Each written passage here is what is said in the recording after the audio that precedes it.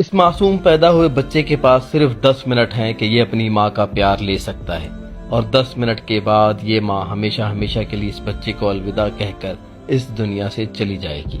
اصل میں ڈاکٹرز کے پاس صرف ایک ہی راستہ تھا، یا تو اس ماں کو بچایا جا سکتا تھا یا پھر اس بیچارے بچے کو بچایا جا سکتا تھا۔ اب چونکہ یہ ماں تھی اور ماں نے کئی سالوں سے اس بچے کا انتظار کیا تھا، کیونکہ اس کے ہاں بچہ نہیں پیدا ہو رہا تھا، تو کئی سالوں کے بعد جب اسے بچہ پیدا ہوا تو جب ان کو بتلایا گیا کہ یا تو آپ کی جان خطرے میں ہے یا پھر اس بچے کی جان خطرے میں ہے، تو بتائیے کہ ہم کس کی جان کو بچائیں۔ اب بھلا ماں اپنے بچے کی قربانی کیسے دے سکتی تھی؟ ماں یہ کیسے کہہ سکتی تھی کہ مجھے بچا لیا جائے اور میرے بچے کو بھلے مرنے دیا جائے؟ ڈاکٹرز 6-7 گھنٹے اپنی بھرپور کوشش کرتے رہے کہ ماں اور بیٹے دونوں کو بچایا جا سکے، لیکن اب قدرت کا ایسا کرنا تھا کہ اس ماں کو اپنے بچے سے جدا ہونا تھا۔ اس بچے کے نصیب میں یہ لکھا تھا کہ جب یہ پیدا ہوگا تو اس کی ماں اسے چھوڑ کر چلی جائے گی۔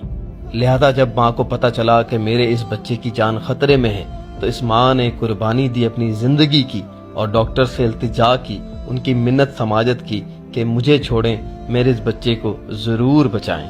کیونکہ میں نے اپنے اس اولاد کے لیے، اس بچے کے لیے 11 سال انتظار کیا ہے، اور 11 سال بعد مجھے یہ بچہ نصیب ہوا ہے۔ اب جب قربانی کی بات ہے تو میں اپنے بچے کو قربان ہونے نہیں دوں گی، میں اپنے اس لخت جگر کے لیے اپنی زندگی کی قربانی دوں گی۔ میری خوشی بس اسی میں ہے کہ یہ زندہ رہے اور یہ بڑا ہو کر مجھے یاد کرے۔ یوں پھر ڈاکٹرز نے اس بچے کی جان بچائی، اس بچے کو ماں کے قریب کیا، اور ماں اور بچہ خوب ایک دوسرے سے پیار کرتے رہے اور روتے رہے۔ ماں بھی رو رہی تھی، بچہ بھی رو رہا تھا، اور یہ ماں اپنے اس بچے کو زندگی دے کر خود ہمیشہ ہمیشہ کے لیے قبر میں جا کر سو گئی۔